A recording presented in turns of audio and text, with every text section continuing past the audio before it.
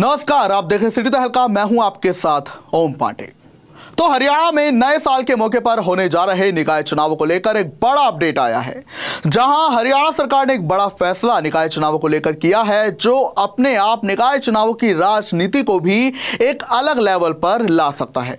तो चलिए अब और बातें नहीं करते और बता देते हैं कि हरियाणा सरकार ने निकाय चुनावों में खर्च की सीमा बढ़ा दी है। अब उम्मीदवार पहले से तय सीमा से ज्यादा खर्च कर सकते हैं चुनावी प्रचार में। बता दें कि मेयर चुनाव के प्रचार के लिए अब उम्मीदवार 5 लाख रुपए ज्यादा खर्च कर सकेंगे। पहले यह सीमा 25 लाख रुपए थी, जिसे बढ़ाकर अब 30 लाख रुपए कर दिया गया है। निगम में पार्षद का चुनाव लड़ने वाले उम्मीदवार के लिए भी खर्च की सीमा 1.5 लाख रुपए बढ़ा दी गई है। वो 7.5 लाख रुपए खर्च कर सकेंगे।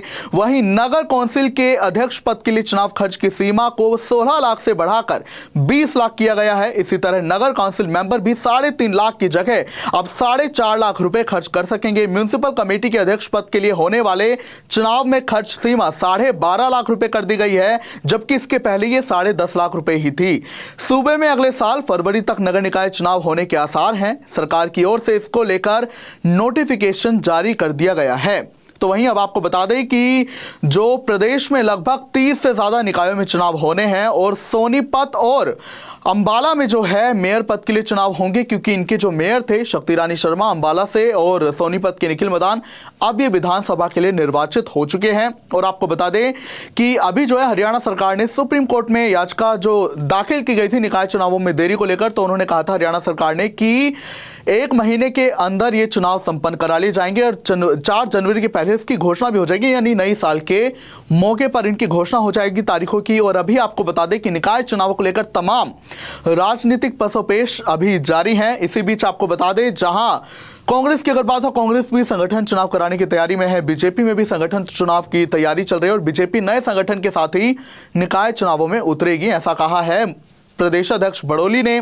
वहीं आपको यह भी जानकारी दे दें कि इस बार जो मुख्य पार्टियां हरियाणा में कांग्रेस, बीजेपी और आम आदमी पार्टी भी हालांकि इस बार निकाय चुनाव लड़ेगी हरियाणा में, इन सब ने सिंबल पर ही निकाय चुनाव लड़ने का ऐलान किया है और इंडिपेंडेंटली हर पार्टी चुनाव लड़ेगी। हालांकि इनेलो और जेजेपी की ओर से इस पर कोई बयान अभी नहीं आया है कि निकाय चुनाव वो कैसे लड़ेंगे।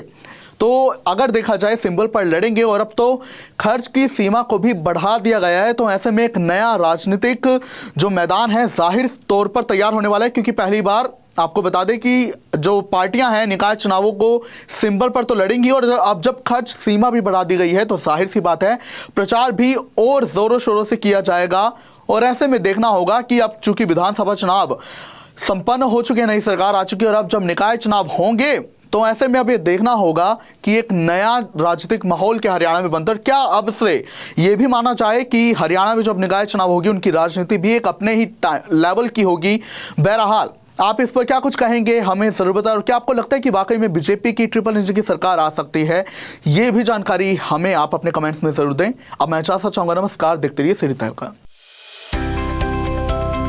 अब किसी भी प्रकार के दर्द से क्यों होना परेशान, जब ऑर्थो चार्ज कैप्सूल हो आपके पास।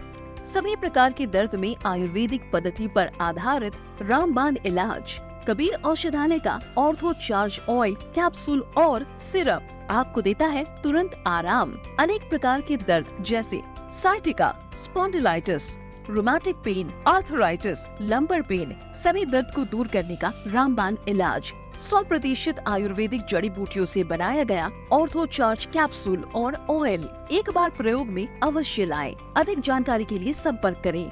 एड्रेस: कबीर औषधालय, सेक्टर 14, सोनीपत, दिल्ली, NCR।